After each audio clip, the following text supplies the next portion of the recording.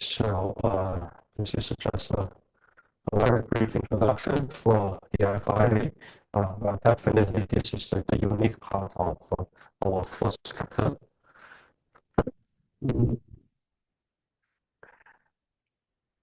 Well, let me try to explain it in an easier way. If you can get them from the example, that's very nice. And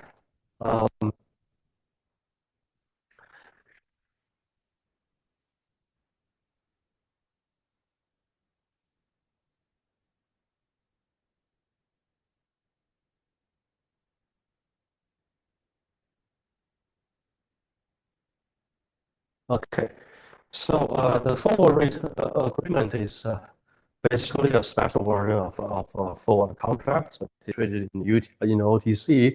The only special part is an interest rate. Well, to make it viable, okay, first you need to have a number for the right, because to by the end settle down at the delivery date, you should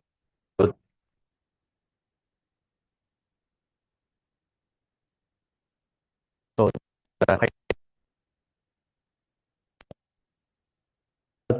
this, as a typical future contract, you do have the long trader and the short trader.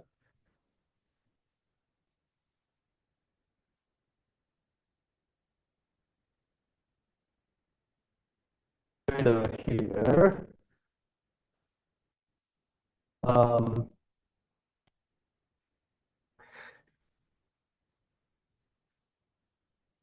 they will do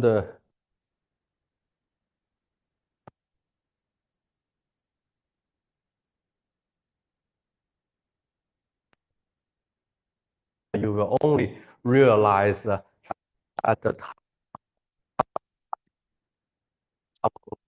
So this one,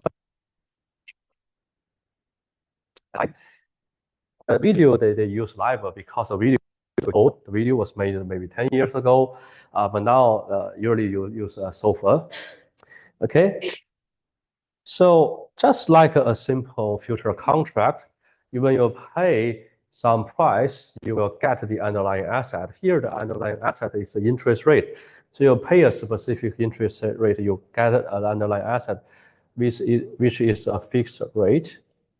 Okay, so this is how the structure works. Okay, and since this is a special contract, it is about something happens in the future. Okay, so definitely you are not for now you are betting just for the future type. Okay, for example, you just using this example. So you can enter into a contract like this. You will have this FRA with your counterparty for 6 months period, maybe 3 years later. So like now you are in 2025.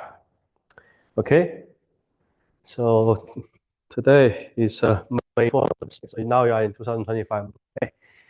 Okay, so your FRA is that you will try to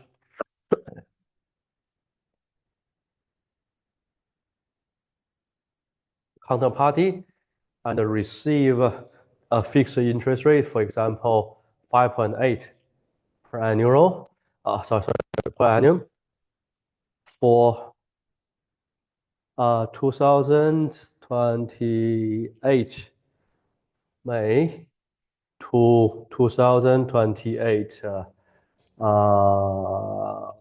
November.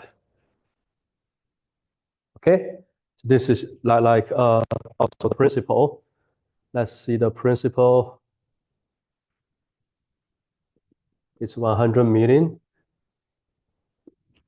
Okay, so this is a full version of the forward rate agreement. So you can see here, you are actually trying to make an interest rate agreement, an interest rate exchange for a future time period, starting by 3 years later and by 3.5 years later. Okay, so it's like a half year, 6 months forward rate agreement. So you will pay the SOFR for this period. So this one will only be realized by 2028 May. Now you don't know it. Now you are in 2025, you don't know it. Okay? So, but this number you actually quite well determined now. You're quite well determined now. And if you can recall what we have talked last week in Tuesday, if you still remember, we had talked about forward rate. This 5.8, it should be the forward rate for this time period. You calculated from now. Okay, so that's like for 2025 May, from now, from current perspective, you definitely can observe the zero rate curve in the market. Okay, you can definitely observe a zero rate curve in the market, and you can calculate the forward rate for 6 months period, 3 years later to 3.5 years later. For this specific time period, you can calculate the forward rate with here, 3.8%. Why? Because this is by the end a forward contract. Okay, a forward contract means that currently, by the time you enter into this contract, for the long trader and the short trader both won't pay for this contract at all. So the long trader want to pay to the short trader want to pay the long trader, right? Okay, that's how all about a future contract. So in that case, the number in the contract should be very well determined, right? This is just like the future price for gold, for crude oil, right? You can determine the future price for the gold to be as like how many US dollar per ounce, how many Chinese US per ounce for the gold, right? That will be determined by the formula like this. So cost of carry here, right? So the similar thing apply to forward rate agreement, right? In the future contract, you need to have a very well determined future price so that it is fair for both sides at the time you make the contract. Same thing apply to forward rate agreement. This number, this is the only number you will immediately determine at this time point at 2005 May. This one should be a fair number, a fair interest rate that both sides will appreciate. Okay, this one should, by the end, the forward rate you calculated from current zero rate curve. Because based on current zero rate curve, 5.8 for this 6 months period is a fair interest rate. If your borrowing and lending for this future time period is higher than 5.8 or lower than 5.8, you can definitely have the arbitrage. Right? We did this last Tuesday, right? So this forward rate is actually a very well determined rate. You can calculate it from the zero rate curve. This one is the best interest rate you can put FRA. Okay, so this is not a random number. So what you will do, for example, at 2028 May, is that by this time, 3 years later, by this time, you will actually observe the SOFR. And then you have the comparison. You have comparison for SOFR and this 5.8. We don't know. We don't know it for now, but by 3 years later, you will definitely know that whether SOFR is higher or lower than 5.8. Okay. If the SOFR is higher than 5.8, that means for the same principal, you need to pay more than what you receive. Okay, so a very quick execution for this contract is that usually you won't really. So let's give you a number. Okay, if by 2028 May, you actually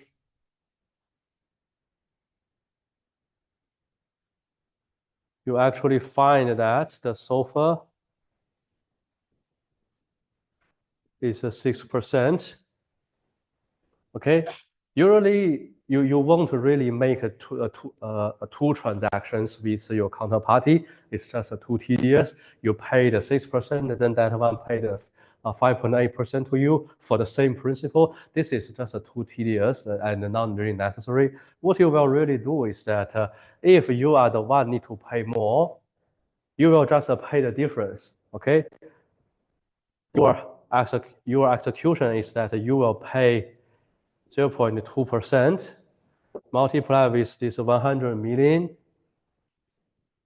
principal, multiply with half of the year length, multiply and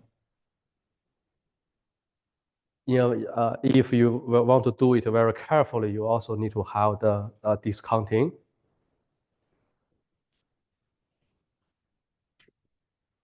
Okay, by observing the SOFR there. Okay, this is what you exactly need to pay to the counterparty. Okay, or if the SOFR is much lower, so if the SOFR is 5%, in that case, what you need to pay is actually less than what you will receive. So you just wait there. Okay, you don't need to make any transaction. You just wait there. Wait your counterparty to pay you the difference. The counterparty will pay you 0.8%, multiply the principal, multiply the time length, 0.5 year, and also have a discounting factor. Okay, this is like how you make the transaction. So you can see that the nature for this forward rate agreement is exactly the same as a future contract. For the simple future contract, like if your contract is like you will 1.5 thousand US dollar to buy 1 ounce gold. 1 year later, this is a typical future contract, right? Typical forward contract. So this one gold are just there. This one is the price you agree. But at the time, at the maturity, you will receive the delivery. Okay, you pay this a certain amount, whether you gain or lose. Actually, it's determined by the market price of gold, right? So if you want to have an early settlement for this gold future contract, okay, by the time you want to close your position, you can try to see how much is the market price of gold per ounce. If you observe that the gold per ounce is $1,400, you need to pay this. Actually, when you try to close out your future contract, you will pay the difference. You will pay this 100 difference through your margin account to your counterparty. Right. So to make an earlier close out of the future contract, you actually don't need to pay the full amount. You pay the difference through your margin account. Right. This is what we learned in Chapter 2. Same thing apply to FRA. You don't really pay the SOFR, receive this 5%. You don't really do that, a very difficult thing. Okay, you just pay or receive the difference. Okay, it's just about a bet. if you are the long trader, if you are the borrower of this forward rate agreement, you are actually betting that the SOFR rate will drop. Okay, so that what you receive will somehow higher than what you pay. And your counterparty bet on the opposite direction. The counterparty bet on that the SOFR rate will increase. Okay, so that they will receive more and pay less. Okay, so the structure for forward rate agreement is really totally the same as a future contract. Okay, from the structure, from the settlement, from the to the eventual price determination, all the thing here for agreement you have already learned with the future contract itself. Okay, so some features you may notice is that this interest rate should have a certain value. This certain value is actually the forward rate. Okay, that's our first conclusion in the first bullet point. This FRA actually assuming that the forward rate is certain to be realized. Okay.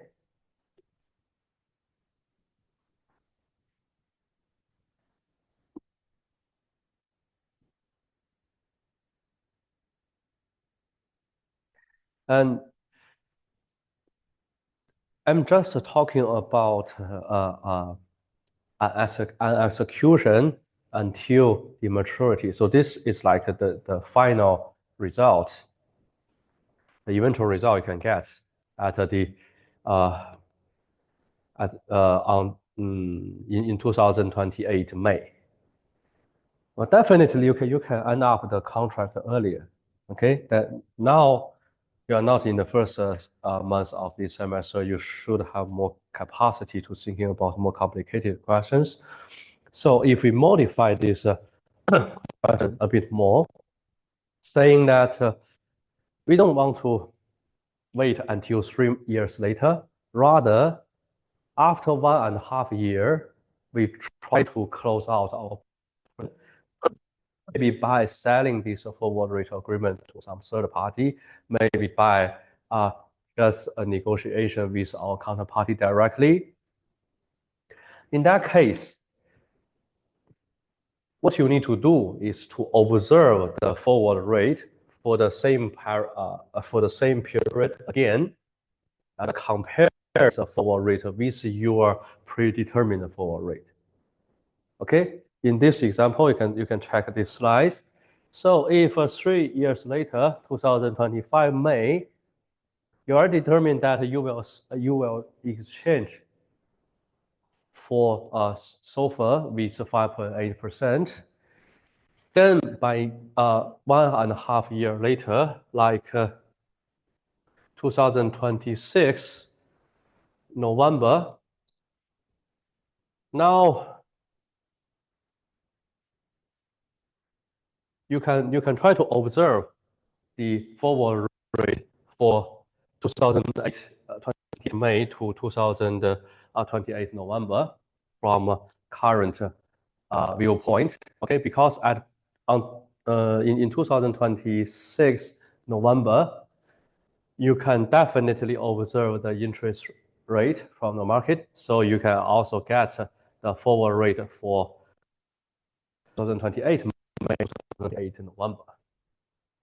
Right, so you can observe the forward rate for that period. And if that period, the forward rate is 5%. So that means what? Means if now you are in this time. Okay, if now in 2026, if now you initialize a new forward rate agreement for the same time period here in the future, 2028 May to 2028 November, then a fair forward rate agreement should agree to pay SOFR and receive 5% instead of 5.8%. So that means what? Means that the old contract you have by 2025 come to a new possible contract in 2026, it is more favorable. It offers you higher interest rate compared to what you have now. In other words, this forward rate agreement initialized by 2025 May would have some value to you when you come to 2026, right? Because this one comparing to your market condition in 2026, this one is more favorable. Okay, so this one will bring you some value. So if you want to close it out here, if you want to close it out 26th November, you can sell it to someone, or when you close out the position directly with your counterparty, you will charge some payment, you will charge some fee from your counterparty because this has some positive value to you. This positive should be calculated by using the difference of the interest rate to determine the interest rate, current forward rate, current interest rate you should receive. With the principal, this is the exact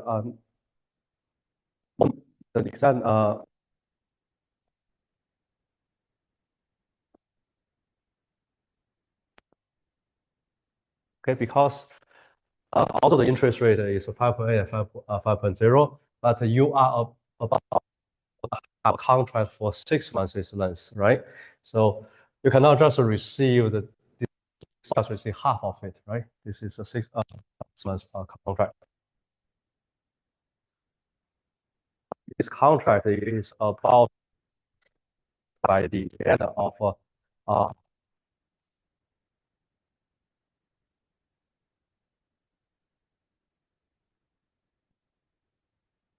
need to use 2 years. So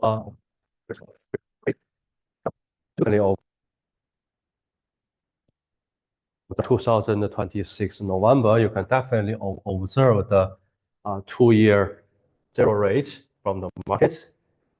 If this is 4%, you use it for discounting, multiply with the time length. So this time length is from your interview point to the end of this contractual period. Okay, so this is the total value of the FRA. Right? So for duration and convexity, I guess you definitely will have more chances to learn it. So I just talk about very brief things. Okay. So the duration definition is that it comes from the NPV method. So at least everyone knows what it is. Okay, because we have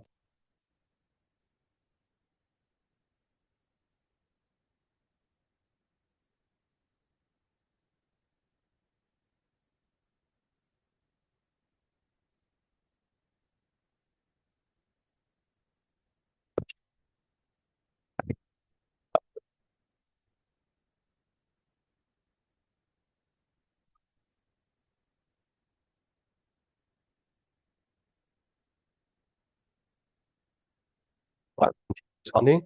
Okay, negative y here is the interest rate. Because in this part they use y instead of r to represent interest rate. So also the time length. So for each specific time point, you receive the future cash flow. You discount the future cash flow to now. So out of you will have the value of this asset. This part everyone can understand, right? This part. Even if you are first year student, you should understand this. So for duration is just a modification of the PV method. So still a cash flow discounting, but for each of we multiply with a weight. So this weight is the Now here,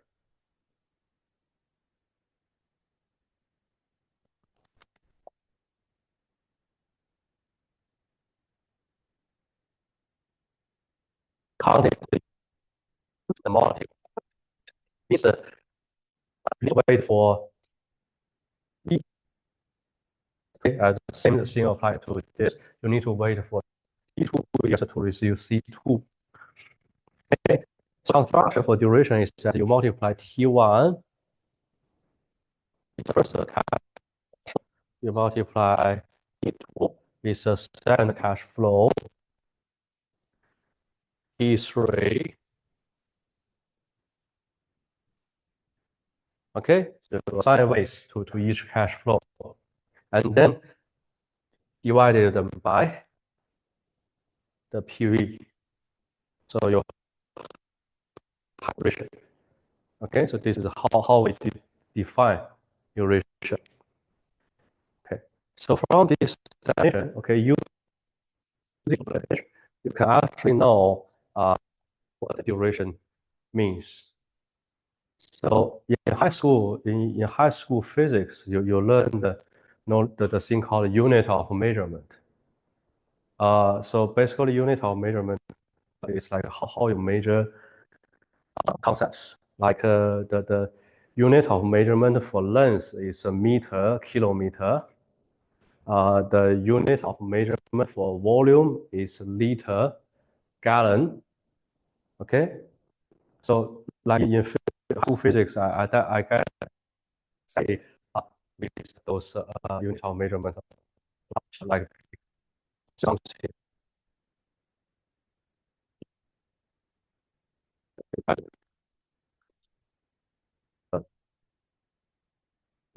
multiply the speed, right? Same thing. You can actually use the same concept for duration. So discounted cash flow, the unit of measurement for discounted cash flow is dollar. Right? It is like the PV here. What the PV you eventually will get? The PV will, so the unit of measurement for price is the money, right? So for each component here, the unit of measurement is a dollar. And you multiply component with the time. So in the numerator, you have a dollar multiplied. In the denominator, you have a, if you make this canceling out dollar, so measurement for D, for the duration, is T. So that is a time measure. The duration is about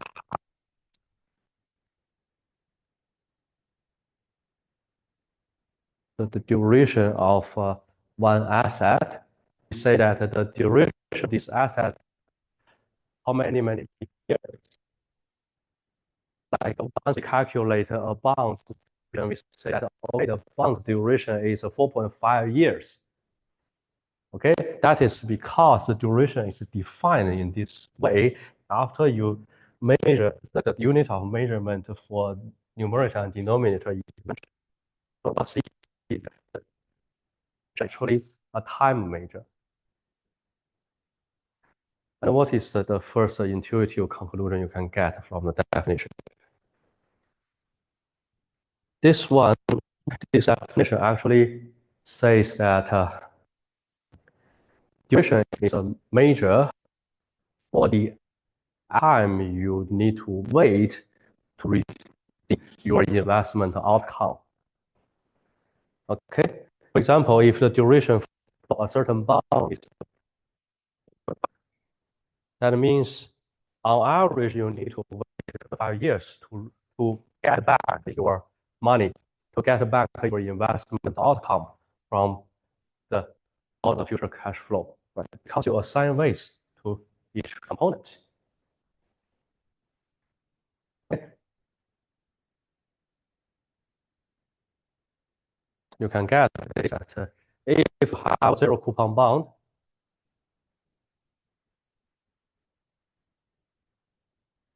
the duration of the zero coupon bond should be exactly equal to the maturity of the zero coupon bond. So if this zero coupon bond is a 5-year zero coupon bond, undoubtedly this zero coupon bond's duration is also 5 years. Okay? But if for this 5,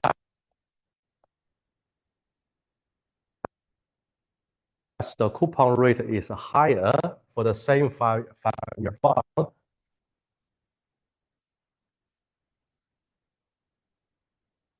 as long as the coupon rate is higher, duration for this bond should be shorter because you have to wait for each future cash flow. And if those earlier cash flow basically the pure coupon payment, if the earlier future cash flow have a large number, that will make your average waiting time short,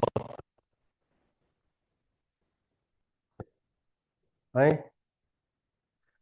So if the coupon bond is like with very 1%, 2%, then the duration will still be 4.9. But if for a very illustrative example, if the 5-year coupon bearing bond have a coupon rate of 100%, just equal to its principal, then the duration you get from this 100% coupon rate bond should be around 2.5.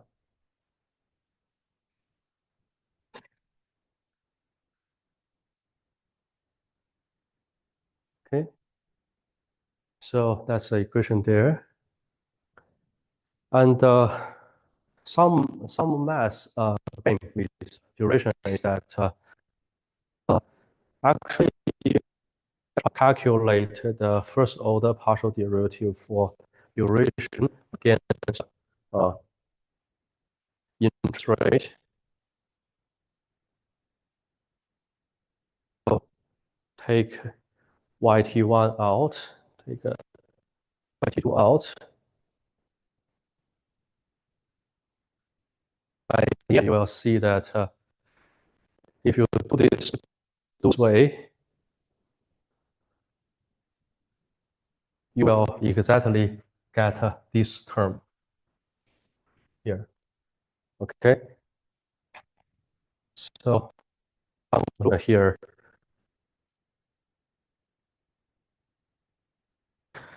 duration is actually part of the first order partial derivative.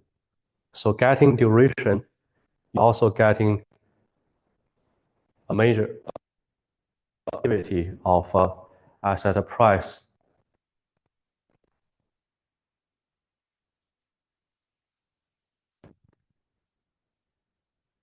If interest asset price, the B should also change for about 0.3. Okay, so it's like a percentage change. Definite duration relationship, the modified duration basically, the reason to have this is that usually for us to use continuous compounding, the calculation is easier. You will exactly get the Macaulay duration, the most conventional one. But if you are interested here, but you're not using the continuous compounding but other compounding frequency, you should have some adjustment to make your duration still represents the first order partial derivative. So this modified duration, okay, here this term is still in this formula to represent the first order partial derivative. Okay. And the convexity, actually convexity is the second order partial derivative. Okay, so duration is the first order derivative, and convexity is the second order partial derivative. And usually when you're talking about risk management, is that these two are actually the first two terms of Taylor expansion. Okay, we know that actually the assets relationship with the interest rate is actually a very complicated relationship, right?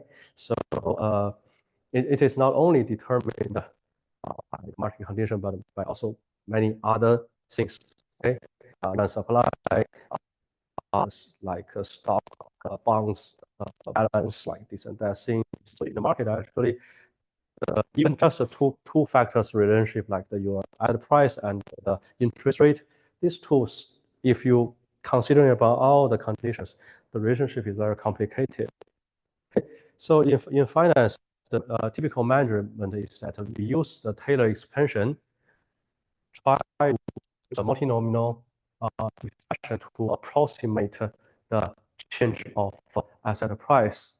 Okay, and to simplify our, we take the full term of the Taylor expansion.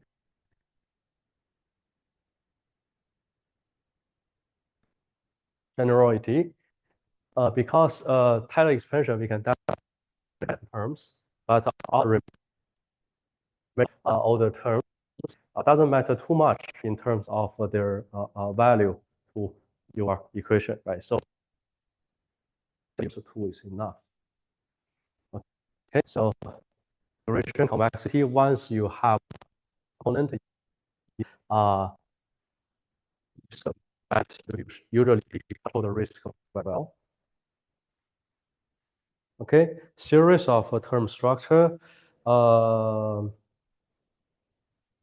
I just want to talk about the one specific part for liquidity preference theory.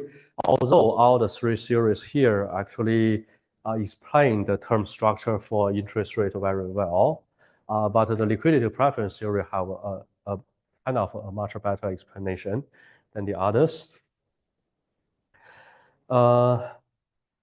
So liquidity preference theory actually give us a very good sense about why the zero rate curve is all usually upward sloping, and why if the zero rate curve is upward sloping, it usually should be very problematic. So here this example runs like this way. Okay, so first you have a very strong assumption. Okay, that's how to simplify. Now your strong assumption is that nobody have any good or bad expectation on interest. So we just everyone have a unique have a uniform belief that the interest rate will always be the same. Okay, that's just a tool our consideration. So in that case, the bank can offer two choices, both your deposit and your borrowing, mortgage loan.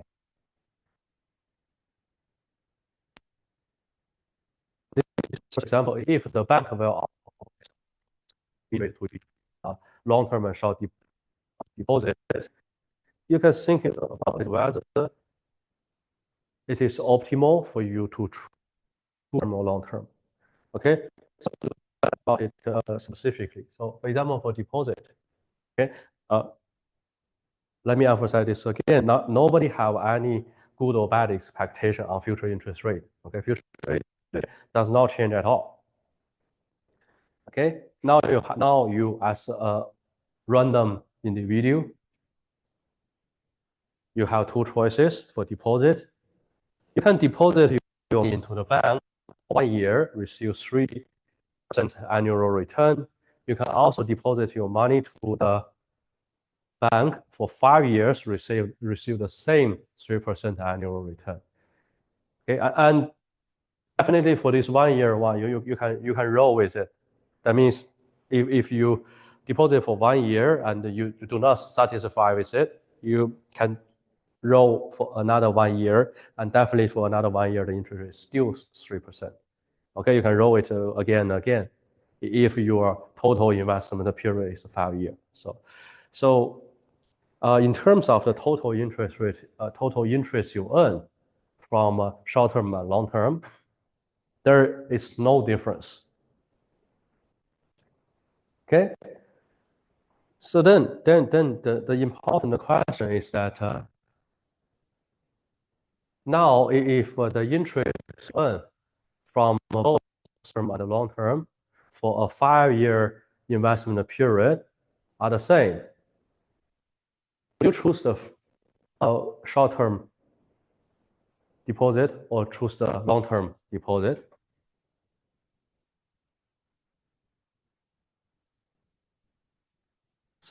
So if I were you, I will definitely choose the 1-year one. Anyway, if I roll with 1-year one, I'll earn the same 3% annual return by the end, right? But then with a 1-year one, by each year end, I get back my money. So I like for a 5-year investment period, at least I have 4 times, I have like 3 more times to use this money for other purpose.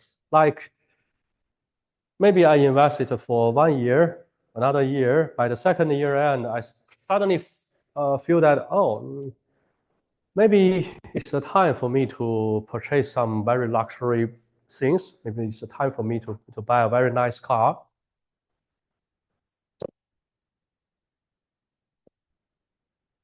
I take out the money, my own purpose. Right. So this is the thing that the 5-year contract can never offer me. Right, the 5-year contract, once you deposit in there, you need to wait until 5 years, the 5th year end. If you want to redeem it earlier, yeah, usually for those fixed term deposit, you have the chance to redeem it earlier, but you will lose the interest rate, right? Then the game is not fair at all. So probably same, everyone will choose the contract, right? So in the market, everyone will crowd into this 1-year contract because always the flexibility matters. Right, holding the short-term deposit with the same interest rate, the additional flexibility makes us have more benefit.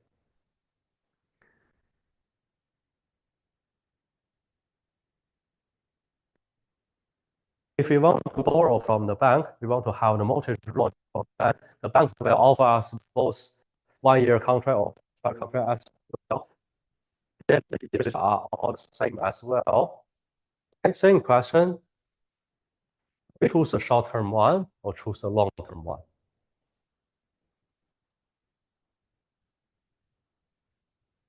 Okay.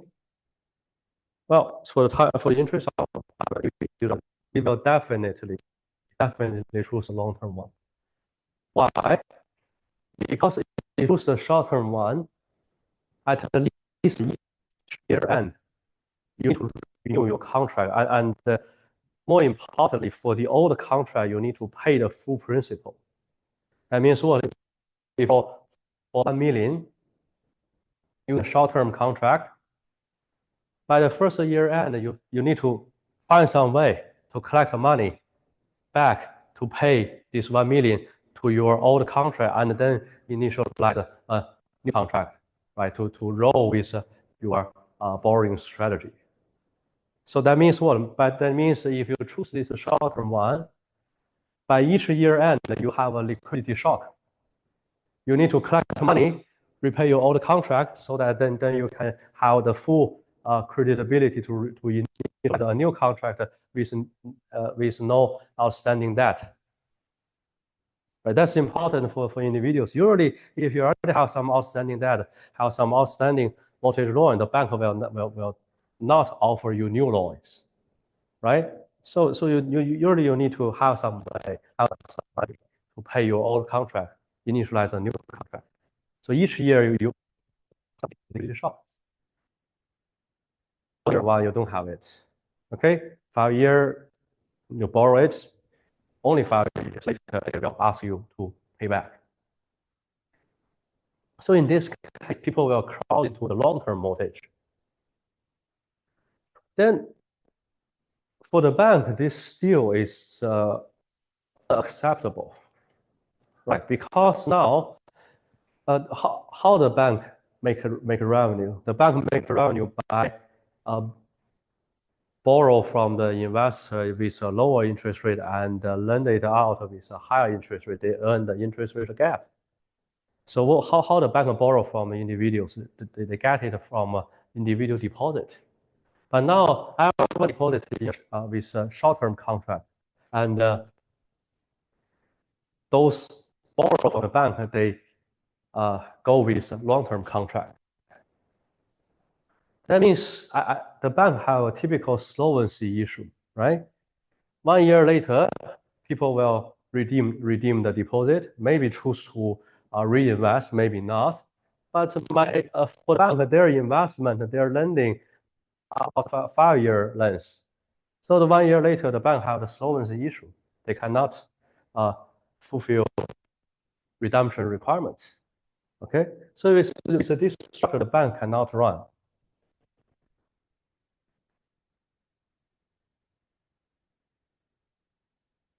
So the fair way for the bank to run smoothly is that they will have the structure like this.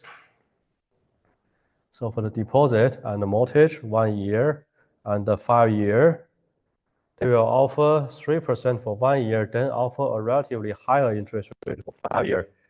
For mortgage, if your interest rate is 6% for 1 year, then you should have 7% at least for 5 years. Okay, so if you have this structure, people will have their judgment. Okay, it's like if we deposit our money for 1 year length, we will have the flexibility by each year end, but our interest rate is also lower. If we deposit for 5 years, we will have a relatively higher interest rate, right? So here the trade-off is quite clear. You either tolerate a longer time, higher interest rate, or you suffer less and less interest. And for mortgage, people also have the same judgment. If I choose a short-term one, I will have the liquidity shock. By each year end, I need to collect money to repay the old loan. But the interest cost is also lower. For the 5-year one, I don't have the liquidity shock by each year end. This is beneficial. But the cost is that to have this long-term contract, my interest rate payment is also higher. Okay, so you can see that the fair interest rate term structure that can make the bank run smoothly, make the bank's full product all have enough customers. You should have this increasing zero rate.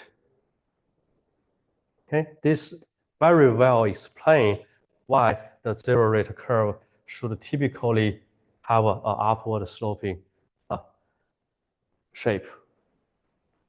Okay, so this is a liquidity preference theory. So we don't have much time, but I also want to talk about the issue a little bit, the new issue. But I guess let me see. I actually have some group today, right? So,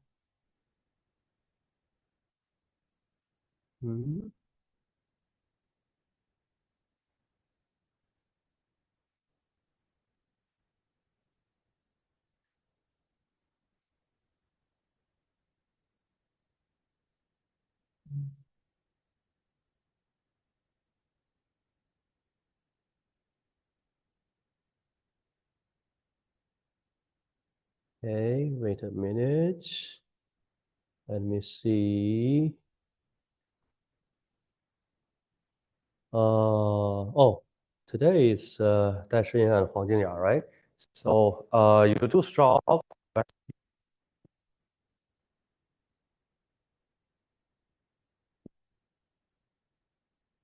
few more minutes because I need to talk about the day count issue. So throughout this 5 minutes, do whatever you search or use the video, whatever. Okay, just 5 minutes later, I need you to explain all the things as your in-class participation score. Okay. Well, so we really have a little time because in the 14th week I need to leave for the conference, so we have only this week and the next week for teaching, and then you will have a whole week off, and then you will have a final exam. So we will have really limited time. So I just want to talk about them in advance. Okay.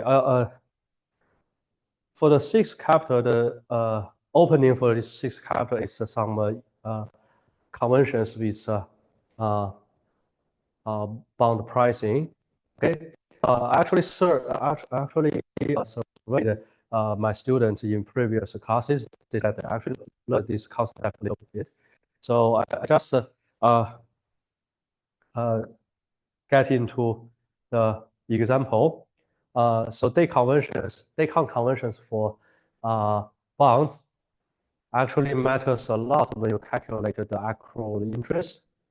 Okay, so in this example, for this kind of the same bond with 8% coupon rate, semi-annually paid, different day count convention actually will lead to different results. Okay, so for the actual versus actual day count convention, if your coupon payment date are always March 1st and September 1st, and the day you make a transaction is April 1st, then the accrued interest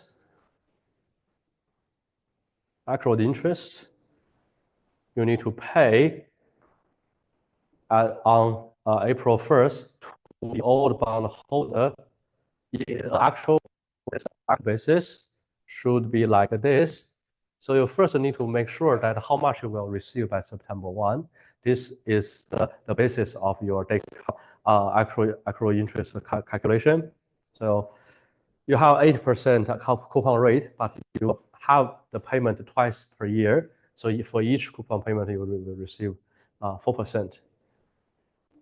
Then you should have you should pay the accrued interest according to the day happens here, comparing to the whole length of this period. So 31 days happens between March 1st and April 1st. So your numerator is 31. Your denominator is the number of days between March 1st and September 1st, including one side. So in this case, you need to have a very detailed calculation from March to September 1st for the number of days in each month. So for March, you have 31 days. For April,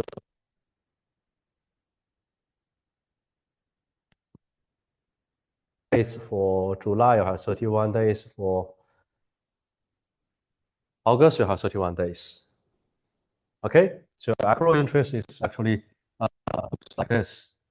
So right, you have a very complicated ratio here. Then if you actually use the 30 versus 300, your accrued interest actually 4%. Anyways, 30 versus 30 multiply 6. Okay, that is because the 30 versus 360 actually indicates that always you count the number of days in a month as 30 days. Always you count the number of days in a year as 360 days. Okay, so no matter how many days pass with this period, you count them as 30 days per month, multiply with number of months, using the number of days as your numerator. Okay, so you can see that your actual interest is slightly different in different day count basis. And that actually will make some interesting result, which is called the Fabry effect. Okay, so the Fabry effect here actually describe a very interesting like so if you purchase a bond by February 28, 2021, basically the last day of February, and you use next day, sell it by March 1st.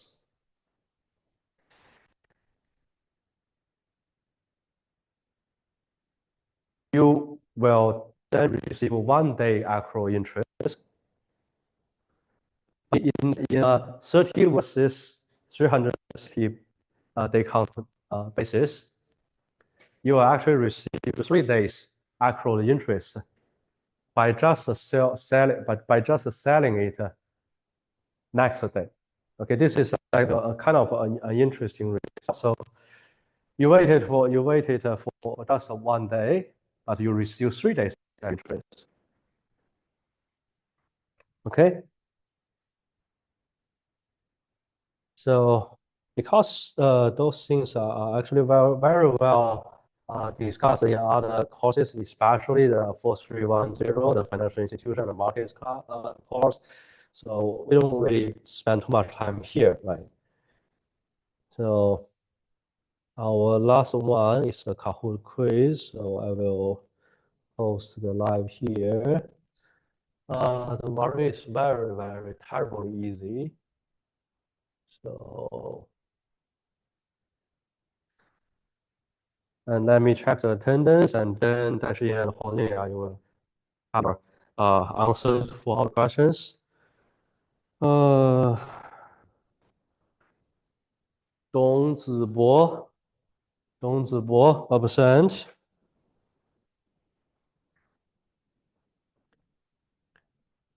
李家俊 absent.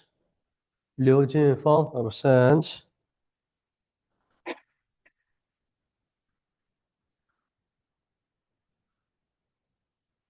吴敬泽 absent.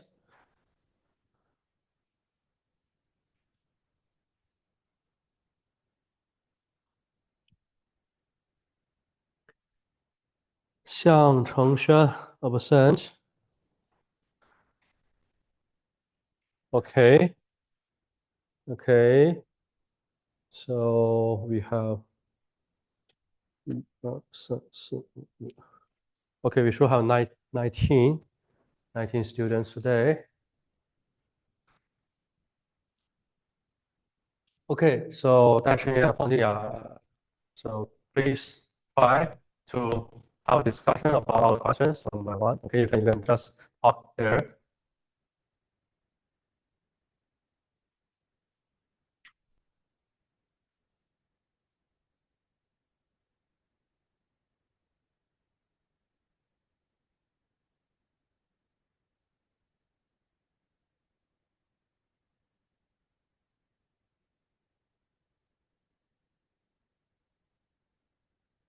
You better explain it in English. I give you time, right? Okay, go on.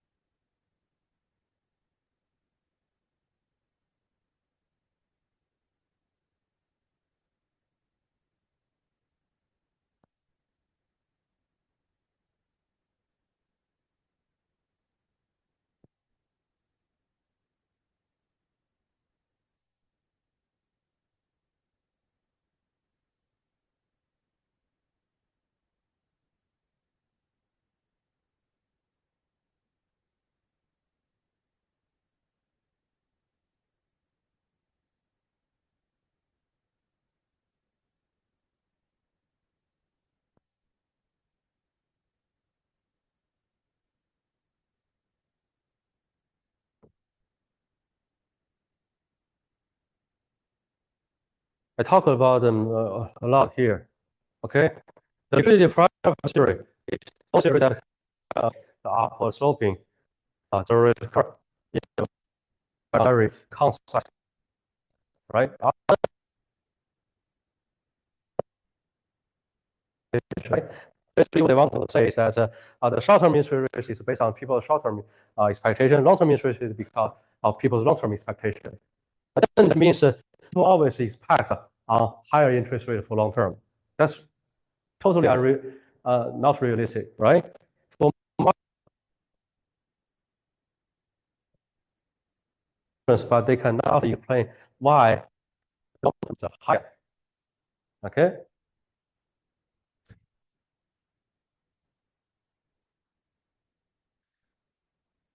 You should learn this in other courses already.